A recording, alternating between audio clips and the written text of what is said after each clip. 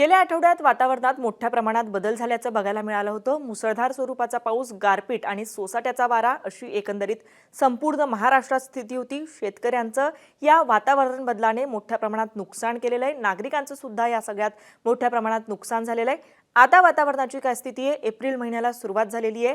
पुढचे काही दिवस वातावरण कसं असणार आहे आणि एकंदरीत यंदाचा पावसाळा कसा असेल हेच आपण या व्हिडिओच्या माध्यमातून पाहणार आहोत। नमस्कार, मी छाया आणि आपण पाहताय वेदर रिपोर्ट। तर सर्वात आधी वातावरणाची स्थिती पाहत असताना या सॅटेलाइट इमेजच्या माध्यमातून आता ढगांची, वादळी वाऱ्यांची काय स्थिती आहे ते समजून घेऊयात। इकडे आपण बघू शकतो की इकडे पश्चिमेकडून पूर्वेकडे जे जाणारे वारे आहेत, वादळी वारे आहेत, त्यांची तीव्रता आधीपेक्षा फार कमी झालेली आहे। म्हणजे मागच्या आठवड्यात 60 ते 80 किलोमीटर प्रति तास वेगाने वादळी वारे वाहत होते।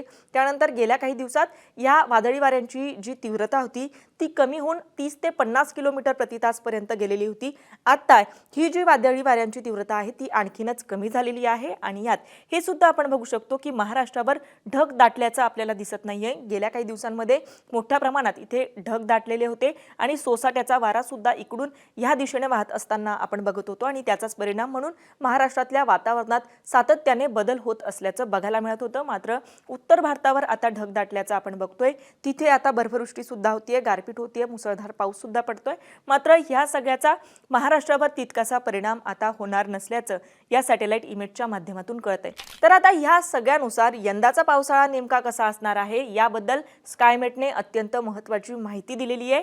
96 ते 104% पाऊस हा सरासरी मानला जातो, मात्र यंदा 90 ते 95% पाऊस राहील असं स्कायमेटने म्हटलेलं आहे। अत्यंत महत्त्वाची ही माहिती आहे। म्हणजे साधारण 96 ते 104% जो पाऊस सरासरी मानला जात असतो त्यात घट होऊन 90 ते 95% पाऊस यंदाच्या वर्षी पडेल असं स्कायमेटचं म्हणणं आहे। पुढच्या ग्राफिकच्या माध्यमातून बघूयात की आणखी स्कायमेटने या संदर्भात काय माहिती दिलेली आहे। तर जून आणि जुलै महिन्यात पाऊस सरासरी इतका राहण्याची शक्यता आहे। म्हणजे दरवर्षी जितका सरासरी पाऊस जून आणि जुलै महिन्यात पडत असतो तितकाच पाऊस जून आणि जुलै यंदाच्या या महिन्यातही पडणार आहे असं स्कायमेटने म्हटलंय। परंतु ऑगस्ट आणि सप्टेंबर महिन्यात सरासरीपेक्षा कमी पावसाची शक्यता असून पावसाचे वितरण असमान राहण्याचा अंदाज आहे। तसेच देशाच्या काही भागात अतिवृष्टी तर काही भागात पावसात खंड पडतील असं सुद्धा स्कायमेटने म्हटलेलं आहे। म्हणजे जून आणि जुलैमध्ये सरासरी दरवर्षी जितका पाऊस पडतो तितका पाऊस पडेल, मात्र दरवर्षी जितका ऑगस्ट आणि सप्टेंबरमध्ये पाऊस पडत असतो त्यापेक्षा कमी पाऊस पडेल। म्हणजे याचा ॲव्हरेज जर बघितलं तर सरासरी जितका पाऊस अपेक्षित असतो त्यापेक्षा कमी पाऊस पडण्याची शक्यता यंदाच्या वर्षी असणार आहे। आता ह्या सगळ्या संदर्भात स्कायमेटचे जे व्यवस्थापकीय संचालक आहेत जतीन सिंग यांनी नेमकं काय म्हटलेलं आहे तर त्यांनी सांगितलंय मागील 1.5 वर्षात ला निना स्थिती होती। आता प्रशांत महासागरात एल निनो सामान्य स्थितीत आला असून लवकरच विकसित होण्याची चिन्ह आहेत।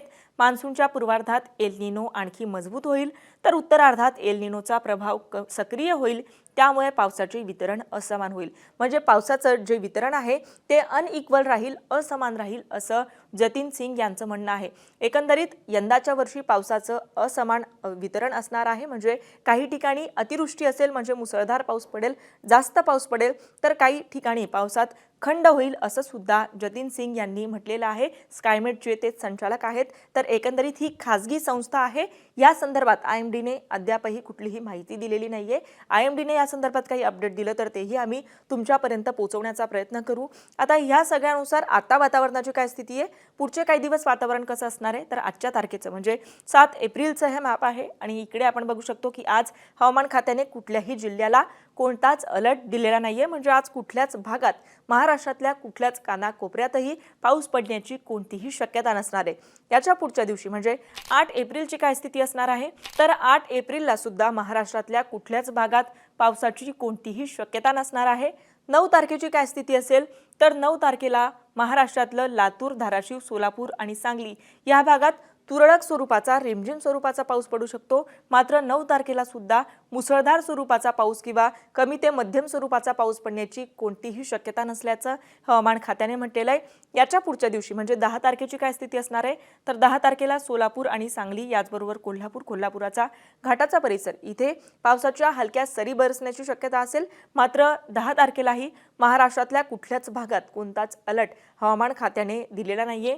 11 तारखेची काय स्थिती असेल तर 11 तारखेला रिमझिम स्वरूपाचा पाऊसही कुठल्याच भागात पडणार नाहीये। म्हणजे अतिशय निरभ्र आकाश पुढचे काही दिवस असेल.